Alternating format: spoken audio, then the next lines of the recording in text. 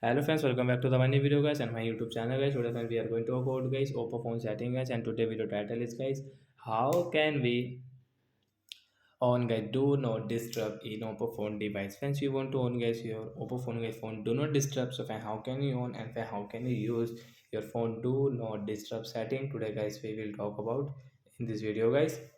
So open your phone setting guys. So friends, we will on guys our phone setting guys. After on phone setting guys, we will search here guys phone do not disturb setting guys. So I do not disturb friends. You can check here guys. So if we're going for sound and vibration guys, do not disturb setting. So friends, you can see phone do not disturb.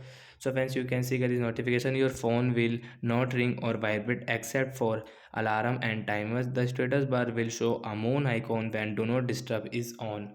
So friends, you can see guys this notification. So guys, we will on it.